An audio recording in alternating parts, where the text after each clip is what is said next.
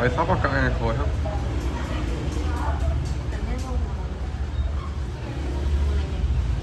Tự ăn. Tự ăn.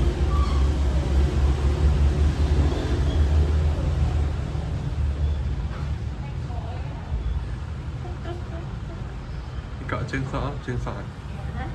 Trên sọ. Chừng sợ sao cỡ. Ý, ăn cởi nó sổi vậy. Có sợi gì rồi. Wow. You should buy a new shampoo or something. Thêm the boo, thêm the boo. Thêm the boo. And stop move hard. Cũng chạy chuẩn bị. Cũng chạy chuẩn bị. Đi cái kia đâu một cái. Right. Just right.